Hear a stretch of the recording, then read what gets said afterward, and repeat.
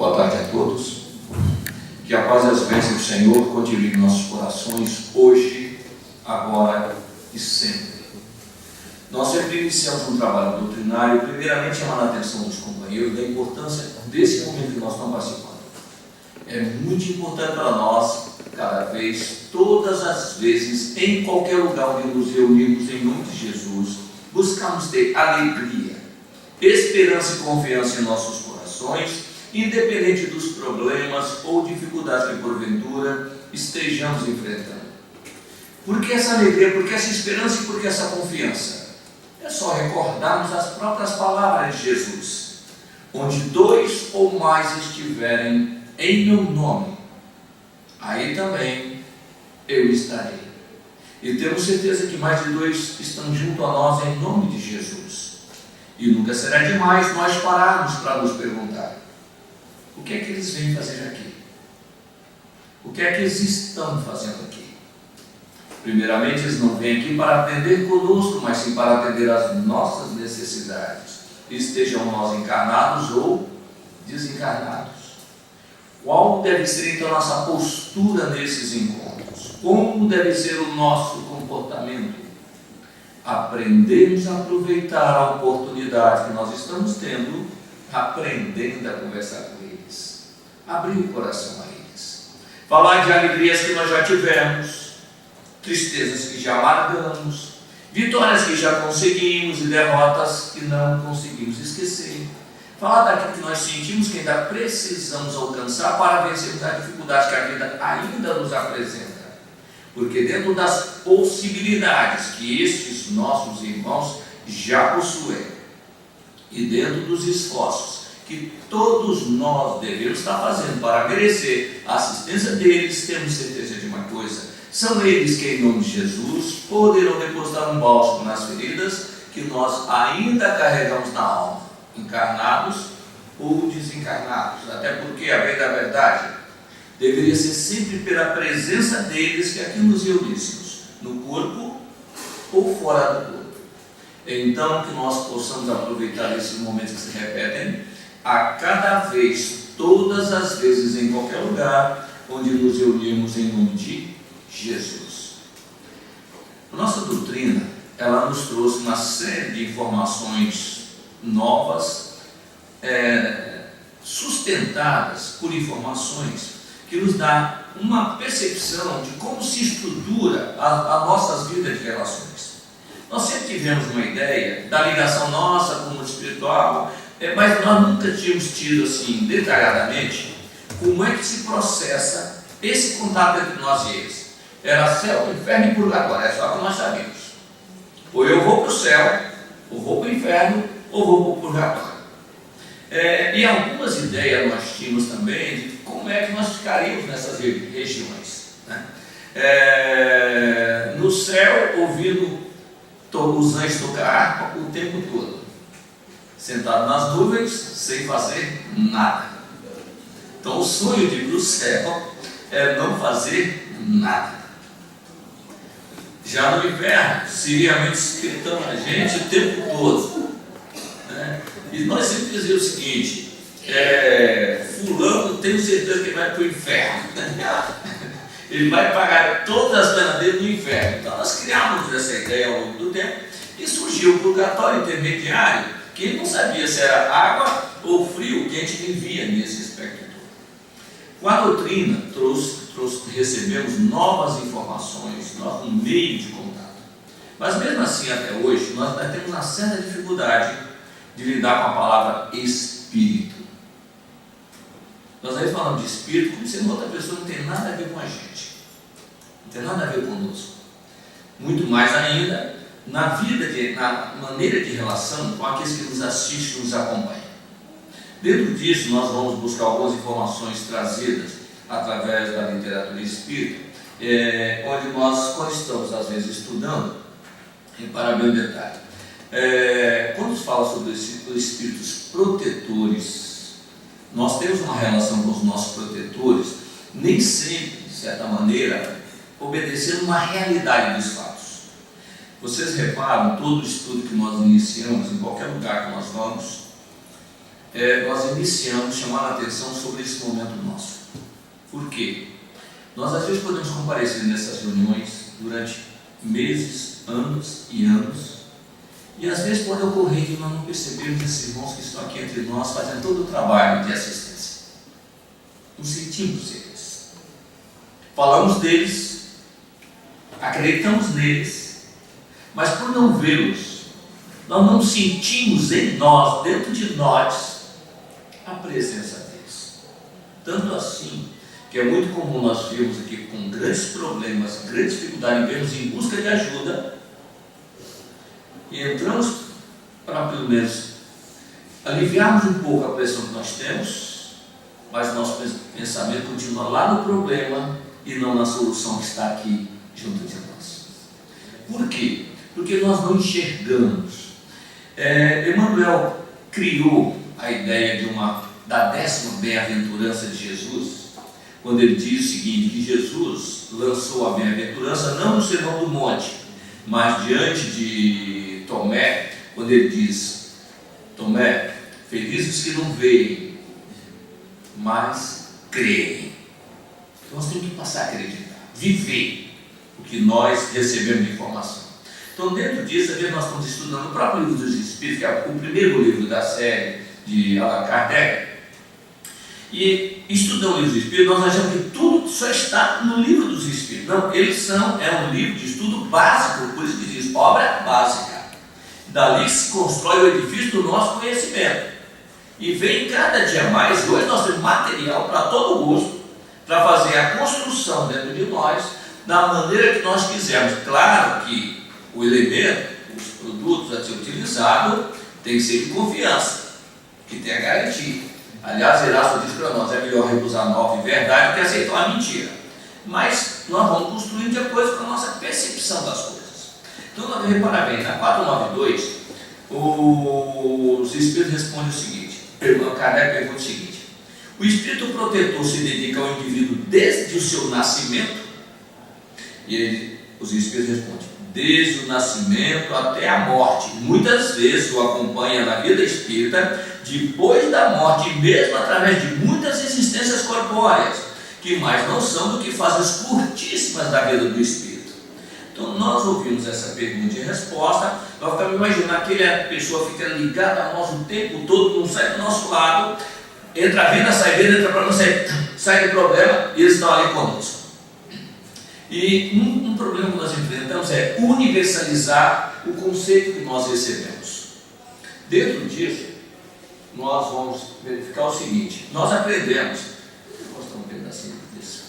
Nós vamos aprender, por exemplo, como é que nós conhecemos esses nossos amigos espirituais, protetores, orientadores, amigos espirituais, guias espirituais, espíritos simpáticos e anjo de guarda. Aqui, o ponto máximo nosso é o anjo de guarda. E guardando esses nomes, essas nomenclaturas, nós começamos, através das nossas experiências, nos ligarmos dentro daquelas preferências que nós temos. Vamos ver se vamos mostrar, parece que isso aqui é até dá. Como é que nós nos relacionamos com eles. Independente do conceito que nós já formamos dentro de nós temos que começar a fazer uma pequena distinção entre o que é um servidor e o que é um serviçal. Aqui nós temos conosco muitos servidores de Jesus, que na maioria dos casos, na forma como nós tratamos com eles, fazendo nossos pedidos, nós já sabemos que eles são serviçais nossos e não servidores de Jesus. Pedimos coisas, às vezes, até absurdas para ele, por falta de conhecimento mais prático de qual é a relação dele conosco e qual é a responsabilidade nossa também para com eles. Então, vou só colocar aqui para facilitar a lembrança nossa, não é isso? Dá para ler, não dá? Protetor, Aqui pergunta na 491. Qual a missão do Espírito Protetor? A de um pai com relação aos filhos, a de guiar o seu protegido pela senda do bem, auxiliá-lo com seus conselhos, consolá-lo nas suas aflições, levantar-lhe o ânimo nas provas da vida. Com que nós, quando lemos isso, nós já colocamos nas funções que estão aí escritas ali, a responsabilidade dele conosco. Nós não estamos preocupados se nós já merecemos ou não temos ao nosso lado. Diz que todos têm, todos possuem. Mas quando nós começamos a entrar no conhecimento doutrinário, tem alguém aqui que não leu o nosso lar? Todos já leram o nosso lar. André Luiz, ele desencarna, perambula 8 anos, e a gente acompanha ele descrever as experiências dele, e nós não vemos ninguém ao lado dele, a não ser quem? A mãe dele e o Clarencio, a pedido da mãe, que veio para ajudá-lo. Quando ele chega em nosso lar, ele começa a conversar com o Ulisses diz para ele: André, sua mãe deu muita assistência a você. E onde está minha mãe? Que perguntou: os parentes não vêm visitar a gente? Cadê minha mãe? Ela morreu de mim. Sua mãe está numa esfera bem mais elevada. Não só preocupada contigo, mas com outras pessoas também, outros necessitados. E ela, desde o momento que você realmente se desprendeu de um planeta, de um corpo físico, ela está do seu lado assistindo, ajudando. E ela, como não pode ficar ao seu lado o tempo todo, pediu ajuda aqui na coluna ao Clarencio, que sempre esteve perto de você. Só que você não via nem ouvia Clarencio. Durante 8 anos ele perambulou, sofrendo. Até que um dia ele acorda e aí sim ele vê Clarencio, mas a mãe não está ali presente. Só mais tarde que a mãe veio visitá-lo. E onde é que mora essa mãe de André Luiz? Dá para ver mais ou menos aqui, tá? Tu pensou e eu... Aqui é o nosso planeta onde nós estamos. Aqui é a Terra. Estamos aqui em cima. Aqui é nosso lar. Simboliza onde está nosso lar. Cada círculo desse é um plano onde existe vida, existe atividade. Dentro desse princípio, vamos verificar o seguinte. Nós perguntamos aqui, desde o nascimento acompanha? Aí quando nós vamos estudar o livro Missionário da Luz, que trata da reencarnação de Segismundo, aí é apresentado o Herculano, que vai ser aquele que está mais ligado diretamente, responsável pela reencarnação de Segismundo. Então, o Alexandre, que é o orientador do livro, descreve para André Luiz o seguinte relação entre Herculano e o Segismundo.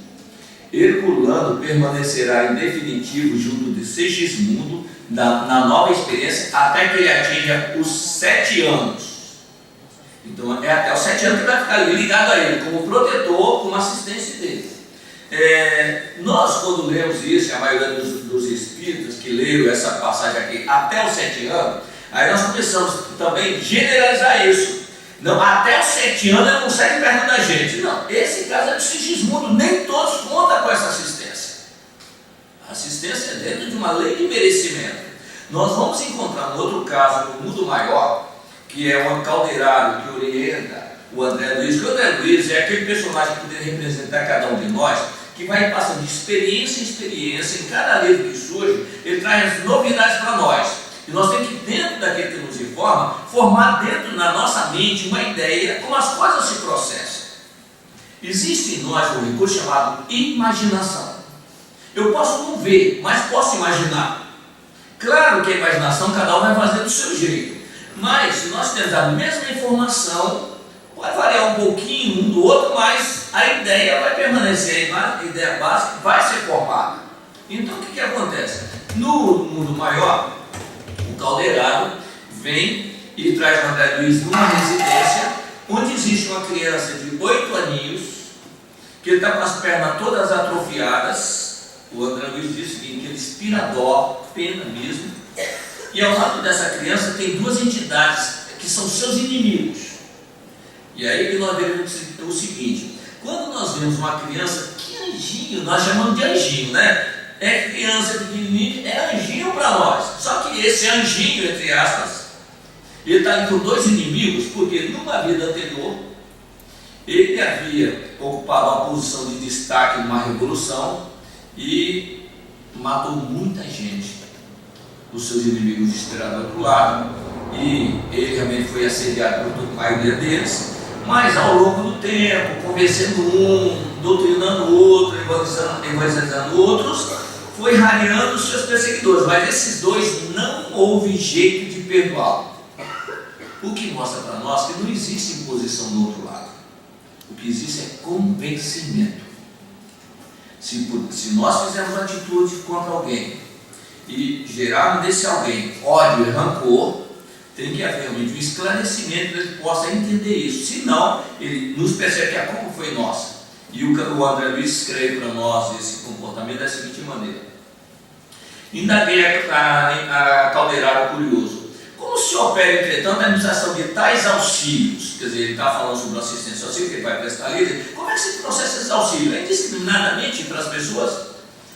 Não, André. O senso de ordem preside-nos a atividade em todas as circunstâncias. Quase sempre é a força intercessória que determina os processos de ajuda. O que é intercessão? Intercessão é quando alguém mais elevado pede benefício de outro alguém. Então essa intercessão vai ser submetida a uma apreciação para ver se a pessoa já merece receber uma assistência, que ela pode se dividir entre um socorro direto e objetivo final, ou então misericórdia ou acréscimo de misericórdia. O que é o acréscimo de misericórdia? Eu ainda não mereço a misericórdia, mas a insistência do pedido é tamanho tão grande que aí é criar uma situação de acréscimo de misericórdia. Isso sem falar na necessidade, nós devemos ter a oportunidade de conquistar o direito de receber assistência. Aí ele apresenta o garoto para André Luiz. Temos aqui: em defesa o companheiro de outras épocas, reencarnado em dolorosas condições. De algumas semanas para cá, assisto-lhe a mãezinha através de passos reconfortáveis.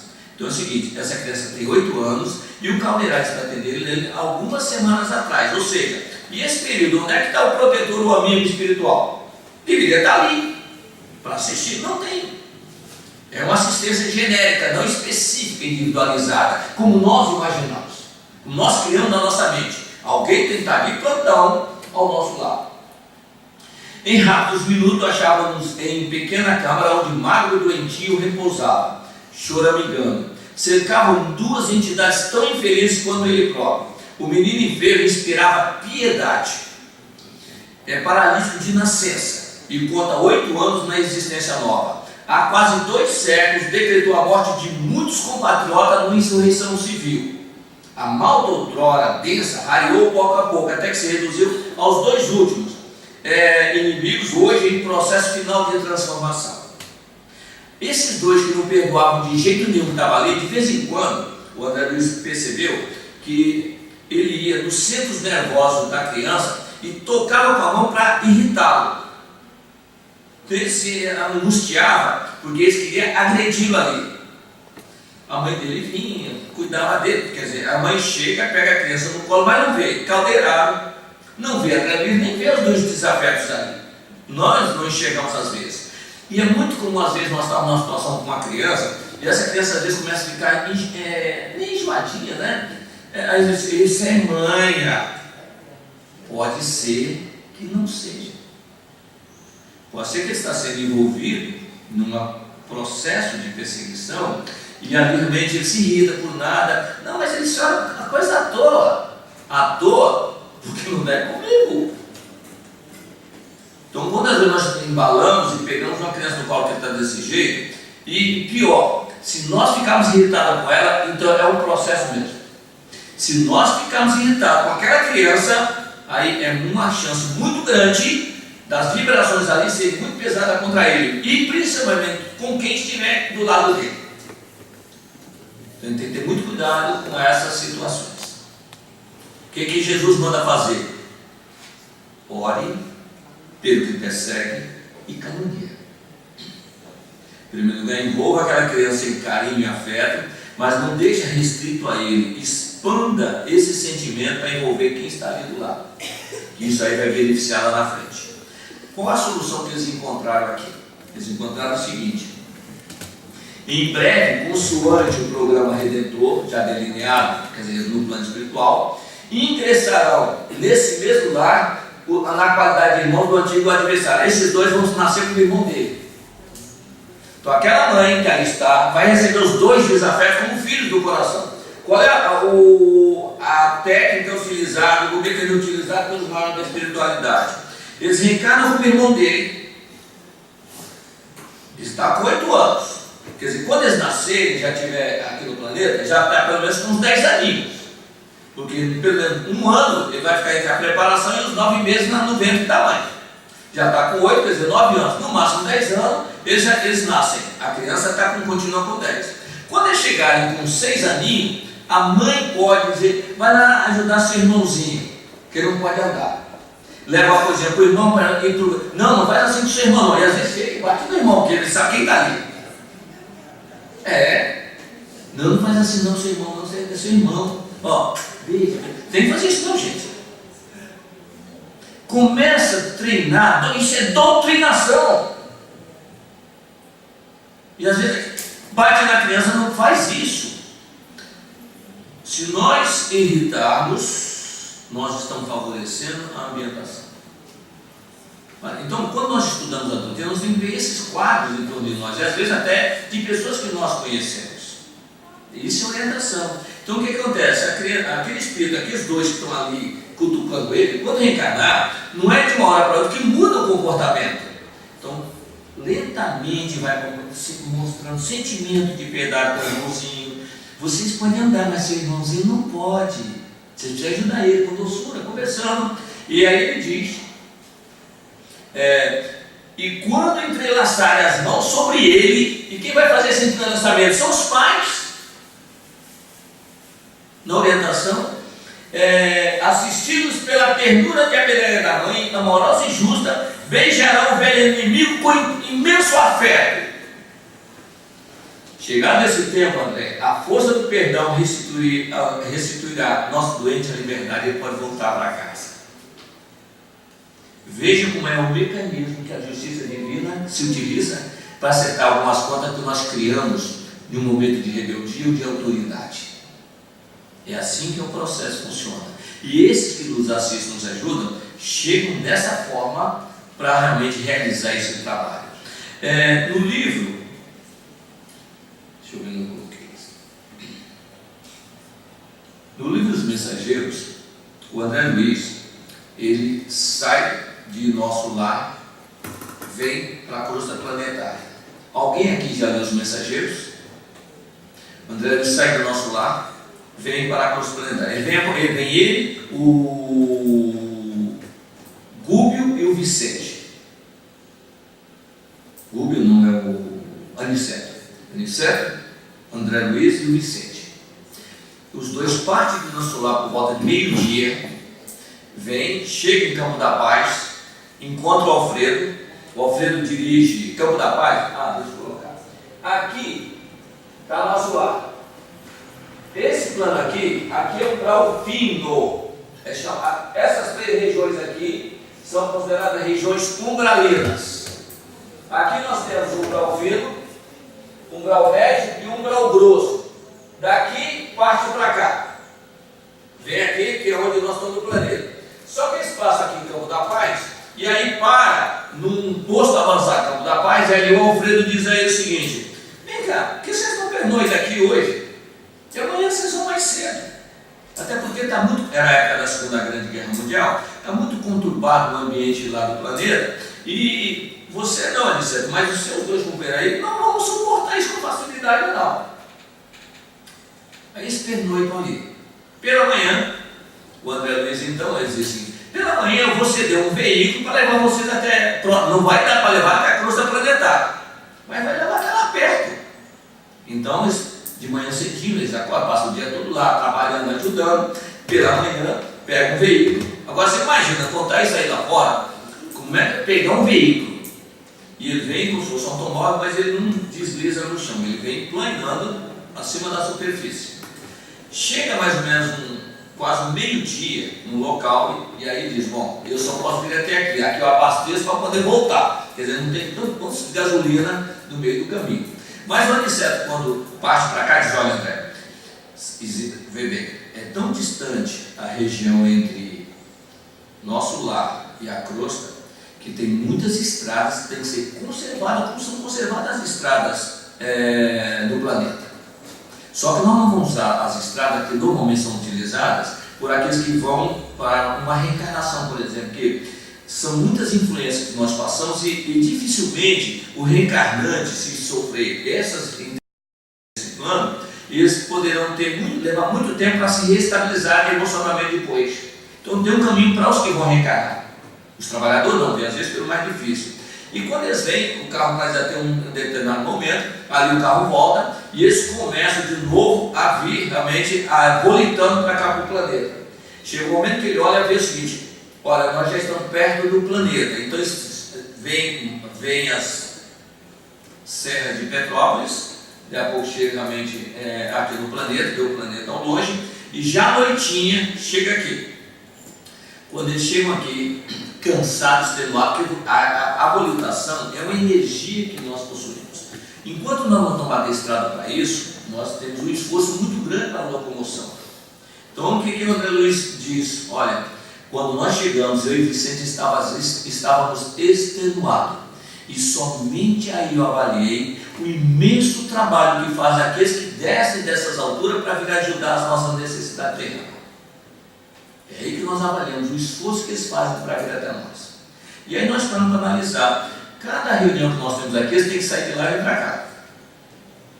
Nós saímos da nossa casa e vem para aqui. Às vezes nós achamos que é um trabalho imenso vir para cá. Está chovendo, eu não vou. Faça só um chuva, eles vêm. Nunca faltam. E um detalhe, eles sabem de nós e nós às vezes não sabemos deles. Então, nós estamos começando agora a ter um contato do que eles representam para nós, e eles há muito tempo já sabem da importância que eles têm para nós, e da necessidade que nós temos deles, e fazem o trabalho deles, não é isso? E nós podemos aproveitar esses conhecimentos, através da própria leitura. No Missionários da Luz, tem um fato interessante, durante a noite.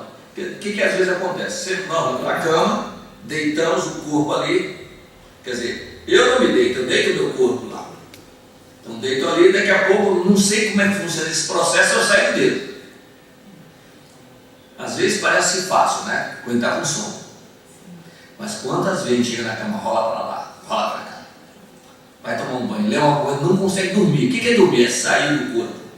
E nesse caso do Missionários, vem uma prima, as duas estão encarnadas. Mas olha só, elas estão encarnadas, mas estão tão adestradas que elas chegam do outro lado e vai lá a prima com a outra da mão, procurando o Alexandre, dizendo: Alexandre, eu sei que você é muito ocupado, mas a minha prima, o marido dela foi encontrado morto. E ela acha que foi assassinado. A polícia acha que é suicídio. Ela está inconsolável com isso. Já morreu, não tem jeito de voltar mais. Mas sabe o que é? A gente fica com aquela ideia na cabeça: assassinato ou suicídio? Porque se é suicídio, meu Deus do céu, suicidar por quê? Será que eu tive alguma culpa na história? Assassinato é a violência que graça sai fora. Mas suicídio, por que motivo poderia levar? Então eu não aceitava isso. Aí o Alexandre diz: olha, nós iremos providenciar a explicação. Elas voltam. Aí o Alexandre comenta com o André Luiz o seguinte: os nossos irmãos encarnados acreditam que só porque nós estamos desencarnados nós temos uma bola de cristal para saber tudo aqui.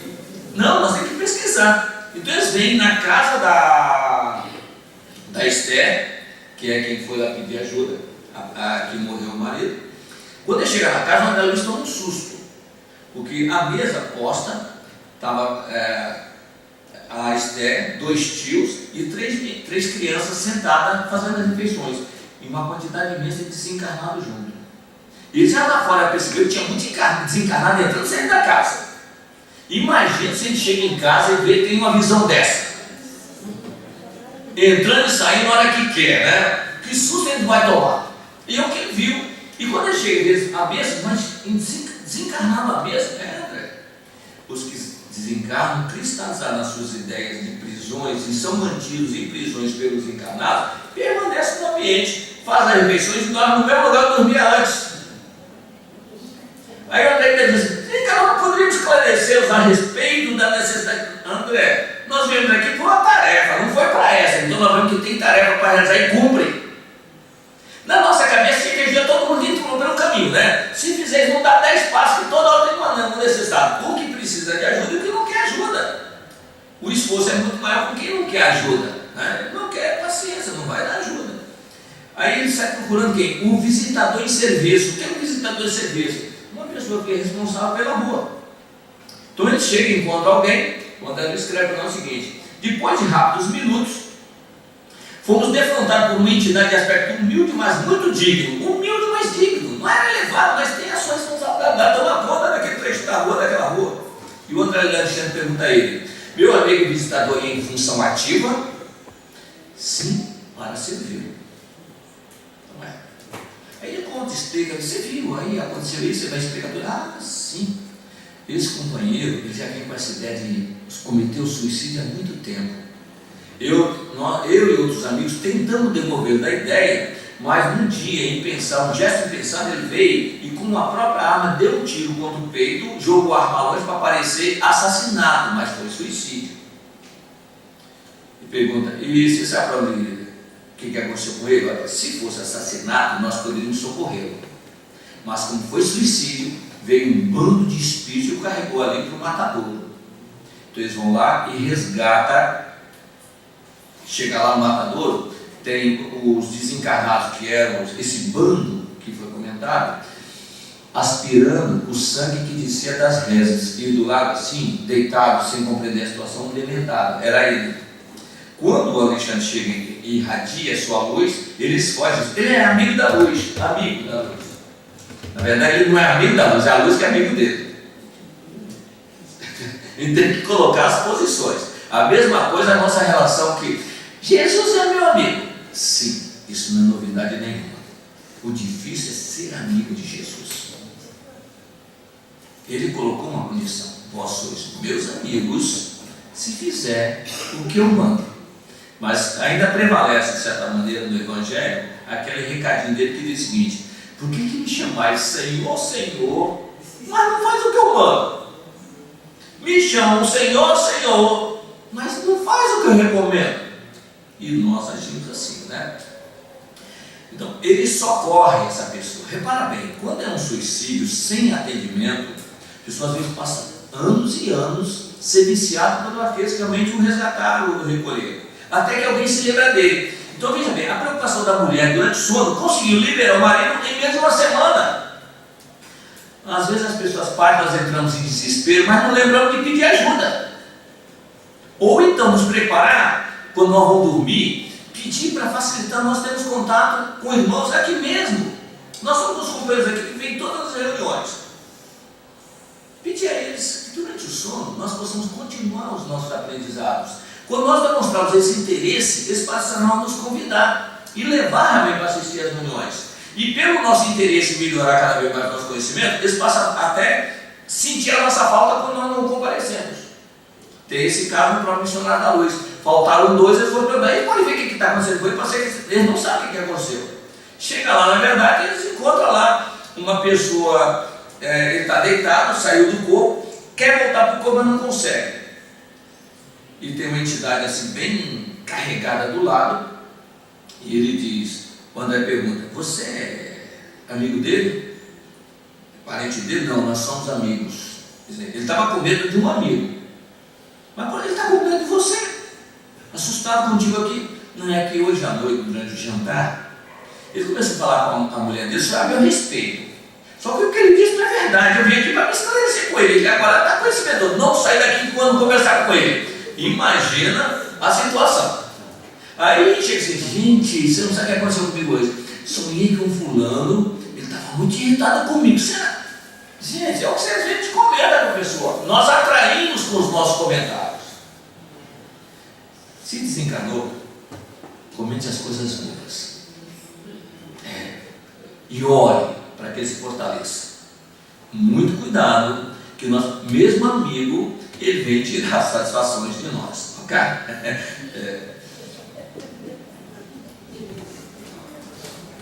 Isso na rua. Nos mensageiros, já nos mensageiros, nós temos uma situação interessante. O Aniceto está fazendo o evangelho no campo, e aí eles notam um grupamento na estrada. Imagina a Dutra. Se você chega na Dutra, até lá, naquela época tinha poucos carros, né? Mas tinha lá, por exemplo, uma carroça encostada no canto, um homem estatelado que o burro deu um coice nele, e duas pessoas ali tentando socorrer o encarnado. Só que em torno dele tinha uma quantidade imensa de desencarnados. Chega o Aniceto com a equipe dele, e aí está lá conversando, ele diz, olha, o animal deu um coice nele aqui. Aí o mais de elevação hierárquica chega para um dos desencarnados ali, que está naquele momento, e diz para ele, Glicério, como é que você deixou acontecer isso? Você é o responsável por esse trecho. Então, esse é o protetor da estrada. Você é o responsável por essa parte da estrada, esse trecho da estrada. Como deixou acontecer isso? Esse homem aqui, ele é um rebelde. Esse animal faz com que ele ganhe o sustento de cada dia do seu povo. Mas ele não leva isso em consideração. Bate nele tudo quanto é gente. Hoje passou do limite. Eu tentando acalmar ele, acalmar o animal. E não teve jeito. Teve uma hora que eu perdi o controle, eu burro, não gostei. O que eu podia fazer, eu fiz, não deu culpa. Realmente você fez o que devia fazer. E ele diz, esse companheiro vai passar uma semana em casa, pensando, meditando, ele vai refletir e compreender que realmente a violência não leva a nada. E isso é o que ele imagina, o orientador. Mas imagine se eu sou bruto desse jeito, violento, com o animal, e eu estou lá assim, aquele burro vai ver quando ficar bom. Ou não é? Ele fica premeditando o que ele vai fazer com o burro. E não realmente Então, quando nós carregamos dentro de nós a violência, se nós não fizermos um trabalho decente, ela vai continuar aumentando em nós. E quando alguém for violento conosco, nós esquecemos a violência que nós tivemos com ele. Só lembrando daquela que nós recebemos, não é isso?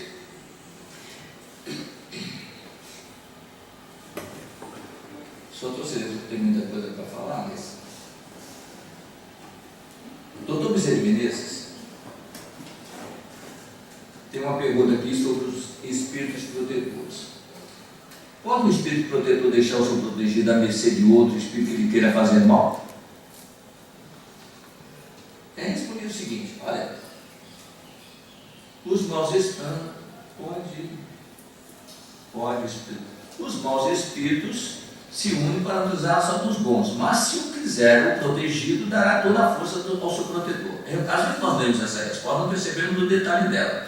Mas se o quiser, o protegido dará toda a força ao seu protetor. Quer dizer, somos nós que damos força para ele. Se nós agimos corretamente, ele tem força para nos defender. Se não agimos, ele não tem para defender. Então, quando diz que mas o protegido por dar força ao seu protetor, será que eu dou força a ele? Não, eu dou condições dele me defender. Essa é a força que ele precisa. Ele não pode infringir a lei. Então nós temos que merecer o socorro dele. E aí o doutor Bezerra de Menezes coloca para nós um fato no drama da obsessão, que é o seguinte. Ele é diretor de uma instituição, diretor espiritual de uma casa, o protetor, o mentor espiritual da casa, e lá recebe uma carta do Sul pedindo socorro para uma família que está cometendo suicídios. Uma jovem já tinha cometido suicídio, depois também o chefe de família cometeu suicídio com um tiro no peito, e um outro de 14 aninhos, um jovem, só não cometeu suicídio porque ele deitou nos trilhos do trem, os amigos conseguiram arrancar ele antes do trem passar, senão ele teria cometido suicídio. Então eles foram para lá, quando chegaram lá e ele levou a equipe espiritual dele que dá assistência naquele centro, naquela casa. Eles estão aqui conosco que fazem os trabalhos. Nós não temos a ideia das tarefas que eles realizam. Quando chegaram lá, descobriram realmente um processo obsessivo que originou há 400 anos atrás na Inquisição. Aquela época da Inquisição, se perguntava, espoliavam os judeus, matavam esses judeus, às vezes para ficar com seus patrimônios, e claro, o judeu virava inimigo deles. E o pior, os judeus que viraram inimigo deles, como eles representavam a religião naquela época, eles eram revoltados com a doutrina de Jesus, que achavam que aquilo era a doutrina do Mestre. Eles tinham uma verdadeira ojeriza contra Jesus, porque aqueles que perseguiam ele diziam que serviam a Jesus. E eles só conheciam Moisés. Só que na equipe desses judeus tinha uma que tinha se convertido ao cristianismo. E essa é que conseguiu organizar para que ele pudesse receber ajuda. Mas eles continuavam perseguindo. O que acontece? O doutor Bezerra de Menezes diz o seguinte: para ajudarmos esse grupo, nós temos que conhecer a origem do problema. E aí que às vezes nós temos uma dificuldade, muito quando eu digo nós, os encarnados, quando nós queremos ajudar as pessoas. Nem sempre nós vamos conhecer a origem do problema. Nós nos valemos do que a pessoa conta para nós. Nós não pesquisamos, não analisamos a pessoa, saber o que ela realmente precisa. Pois bem, nós precisamos conhecer a origem. E ele pensa, eu poderia mergulhar na consciência deles, está tudo lá escrito, mas seria fazer revivê-los de novo a dor que eles sentiram. Seria desumano isso. Podemos pedir a Esther é a jovem também, que se tornou cristã. Mas ela havia tão doce e serena na sua postura que também não seria agradável esse questionamento. Restava o quê? O protetor deles. Ele diz, deliberamos então recorrer ao guardião hierárquico, que é o guia, o guardião de Leonel, certo de que por mais desgraçado e rebelde seja uma individualidade, sempre contará com fiéis amigos do plano invisível, prontos a beneficiá-la e assisti-la desde que ela própria consinta em ser auxiliada através da boa vontade em progredir. Quer dizer, tem que haver uma predisposição nossa também. Então ele convocou o amigo espiritual dele, o protetor deles, e ele veio para conversar. Então ele disse o seguinte: o nosso querido Leonel necessitava, meus amigos, realmente da amarga lição que finalmente a lei de causa e efeitos o levou a experimentar. Então o que ele diz? De fácil solução seria o problema aplicar tantas vezes entre os endurecidos do mal pela mesma lei, deixá-lo inteiramente entregue ao seu livre-arbítrio. Como é que eles fazem? Eles nos deixam entregue inteiramente ao nosso livre-arbítrio. Não participa mais dos nossos processos reencarnatórios, não atua para nos orientar durante o sono para evitarmos criarmos problemas, deixa-nos entregue ao nosso destino, ao nosso nariz, vamos dizer assim. Então ele diz, deixar-me interferir nas encarnações, abandonando a própria responsabilidade sem nossas inspirações e assistência, a fim de que ele também se humilhasse perante si mesmo e procurasse encontrar-nos com boa vontade para a emenda e a conquista do progresso. Foi o que fizemos nesses 4 séculos, quando suas desordenadas expansões exorbitaram dos direitos de cada um dentro da sociedade terrena. E aí ele se apresenta quem ele foi. Fui judeu nos tempos da morável mestre de Nazaré, e ouvi suas lições aqui, e dei minha vida para ele nos círculos, testemunhando. E em conta disso eu resolvi também participar do trabalho de orientação dos meus irmãos de crença. Então esse que era o protetor dele, ouviu de Jesus há 2000 anos e mudou seu comportamento e passou a ser um guia, um orientador de alguns dos seus pais daquela sociedade. Mas orientado pelos amigos superiores a ele, diz, deixe eles entregues, a lei tem como corrigi-los. Nós temos 3 níveis de correções. Em primeiro lugar, o grande objetivo nosso é cumprirmos a vontade de Deus. Isso aí não pode ser forçado, isso tem que ser espontâneo. Como nós ainda não somos espontâneos, como diz aqui, fazer com alegria, foi a lição que nós lemos hoje, não é isso? O que acontece? Nós somos preparados pela lei. A lei, o que acontece? Olha, Messias, você tem que ir com limitações, você aceita aí, senão de outro jeito não dá. Aí a gente vem com limitações. Então, nessas limitações, por exemplo, nós começamos a nos educar e refletir mais sobre o que nós fazemos com os recursos que nós possuímos. Nós temos 3 recursos básicos de comunicação entre nós. Por exemplo, vou tratar aqui com vocês agora um tema que eu vou ler e vocês vão ver. Os órgãos que nós usamos para nos comunicarmos: os olhos, ouvido e a boca. Olha só, quando eu ler aqui, eu estou usando aqui meus olhos, mas ao pronunciar o que eu estou lendo, eu estou usando a minha voz. Vocês vão usar o quê? O ouvido para receber a mensagem. Só temos esses 3 órgãos nesse sistema de comunicação, a não ser que as outras às vezes são linguagens de surdos, não é isso? Mas é outro detalhe, é raro isso. Então, repara bem, nós falamos aqui sobre o espírito, às vezes, elevados que acompanha até o final. No livro de Libertação, Matilde habita esse plano aqui mais ou menos. O segundo plano acima é nosso lar. E ela tem, aqui embaixo do planeta, aqui embaixo de nós, nas trevas, o filho dela dirigindo falange de perseguidores. Olha só, alguém que está no plano lá em cima, acima do nosso lar, 2 planos, é o segundo plano acima do nosso lar, tem o seu filho espiritual nas regiões das trevas, o Gregório. Tanto é, ela pegou o auxílio de Gúbio, que é daqui de nosso lado. E ela falou: Gúbio, agora estou precisando da sua ajuda. Olha só, um superior precisa da ajuda, porque tem coisa que não dá para ele fazer. Porque há séculos tento me aproximar do meu filho. Olha só, é uma entidade elevadíssima que às vezes nós pedimos a ela, achando que ela tem o nome santa, e também tem sua dor, às vezes, de sofrimento, com o filho querendo do espiritual do coração nas regiões ubraleiras, religião das trevas. E ela conta com a ajuda de Gúbio para ir até ele fazer a seguinte proposta: que ele está com 60 entidades na casa de Margarida para Margarida desencarnar. Ela só quer o seguinte: peça a ele, Gúbio, que não interfira no seu trabalho. E quando o Gúbio chega até lá, ele tem que descer nessa região. E chegando lá para falar com o Gregório, quando ele se apresenta e diz: Gregório, eu vim aqui no nome daquela sua mãe espiritual que não viu com medo de te agasalhar novamente no seu regaço. Ele responde o seguinte: grande engano, isso não será possível, porque ela serve ao cordeiro e eu sirvo aos dragões. Então ele tem conhecimento do que ele faz e do que ela faz. Nossos caminhos estão muito distantes. Ela serve ao cordeiro e eu sirvo aos dragões. Mas o Gúbio, depois de um trabalho muito grandioso, quer ver, esse aí nós estamos falando, é o amigo, como é que eles agem, como é que eles fazem, dentro do trabalho conjunto. Ele entra numa casa com 60 entidades perseguidoras. Margarida já está quase no seu final de resistência física, e eles conseguem mudar tudo e transformar os chefes da perseguição em aliados dele contra o Gregório. E o Gregório tem que subir na crosta para poder tirar a desforra com eles. Quando ele sobe aqui, Martírio vem encontrá-lo aqui e não deixa ele voltar. Aí segura ele, essa é a intercessão. Ele se aproxima e diz: tira tua espada, vamos lutar. Filho, a única arma que eu tenho para lutar com você é o amor, filho. E vai se aproximando, ele com uma série de sequazes ao lado dele. Quando ela se aproxima, vibrando, envolvendo ele naquelas vibrações de amor, ele cai em prantos aos pés dela. Ela abraça com ele e os outros fogem todos. E aí ele diz: o amor venceu. O amor sempre vence.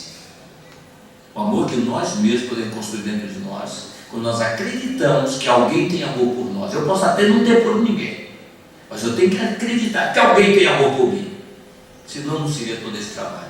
E dentro desse processo tem uma figura que o André Luiz traz para nós, que é o seguinte: refletindo sobre as lutas diárias, cotidianas que nós temos, uma coisa muito antiga que eu tinha na minha mente e me aflorou a cabeça. E aí eu perguntei a Clarence: eu sou anjo de guarda, que é aquele famoso anjo de guarda. Quer ver nós pegamos, acendendo, botamos uma aguinha para ele, não é isso? Acendemos uma vela, uma vela. Isso aqui foi meu anjo de guarda. Meu anjo de guarda. Aí ele diz, quando ele fez essa pergunta, Clarence olhou ele com um olhar diferente, diante da surpresa que assomou ao semblante do nosso orientador, sempre irreverente. Perdoe-me, mas ainda sou o estudante incipiente da vida espiritual. Os aniguardas estão em toda a esfera? Aí lá, entre outras coisas, o Clarence responde: André, a ideia de um ente divinizado e perfeito, invariavelmente ao nosso lado, não dispõe de dispor de nossos caprichos ou ao sabor de nossas dívidas, não concorda com a justiça. E ele faz uma pergunta para comparação: que governo terrestre destacaria um de seus ministros mais sábios e especializados na garantia do bem de todos para colar-se indefinidamente ao destino de um só homem? Imagina então um ministro, cada um de nós, um ministro aqui do nosso lado. Enquanto não consegue falar com eles, com os ministros terrenos, imagine ter um anjo guardião para cada um de nós. Aqui nós teríamos, quantos guardiões nós não teríamos aqui, contando com os desencarnados? Isso não compõe disso, né? André, por que haveria de obrigar-se um arcanjo a descer da luz eterna para seguir passo a passo um homem deliberadamente egoísta ou preguiçoso? Tudo existe lógica de bom senso, André. Nós poderíamos ajudar os nossos amigos espirituais, como está lá na questão, mudando certos comportamentos que nós temos. Simples. Orar pelo que te pertence, calúnia, amar os seus inimigos, reconciliar com os seus adversários. Agora, independente disso, tem uma coisa que nos chama a atenção sobre o que nós não vemos e que nos chama a atenção, é o seguinte: Os protetores terrestres, que é uma página de Emmanuel, ele diz para nós o seguinte: em nos reportando aos benfeitores celestiais, não nos esqueçamos dos protetores terrestres. Muita gente espera levianamente a proteção dos anjos, quando ainda não sabe nem mesmo apreciar o esforço enobrecente dos homens de bem. Ele diz: recordemos que na hierarquia real da vida, jamais inverteremos a ordem que nos rege os destinos. Ouçamos atenciosamente os benfeitores terrestres, a fim de merecermos contato com os orientadores celestes. Sem dever corretamente atendido, não há direito consolidado. Sem criaturas de bem, não há bem para as criaturas. E ele fecha o pensamento dizendo o seguinte: o primeiro passo para a conquista do céu há de ser dado por nós na terra. E por isso, antes de reclamar o socorro dos anjos, imitemos cada dia os grandes trabalhadores da prosperidade comum, que formam na humanidade os padrões vivos do bem na vanguarda do progresso e da luz. E no outro título aqui que eu coloco é o seguinte: muitos dos anjos que estão ao nosso lado, nós ressaltamos os grandes nomes da humanidade, esquecemos de nos curvar naqueles que nos estenderam a mão quando nós mais precisávamos, seja na figura de um pai, de uma mãe, de um amigo, de um professor, de um colega às vezes de trabalho. Nós não nos lembramos deles, e muitas das vezes o que esses nossos irmãos nos pedem apenas é realmente um sorriso, um aperto de mão, uma flor. E às vezes nem isso nós nos fornecemos. Recordemos que Francisco de Assis diz para nós o seguinte: é dando que se recebe. Gratidão é algo que, quando nós sentimos por alguém, nós também recebemos de alguém. Que nós possamos fazer por aqueles que nos cercam e tenhamos certeza que aqueles que estão aqui nos cercando falam muito mais por nós. Que o Senhor nos abençoe e eu agradeço sempre para a graça de Deus.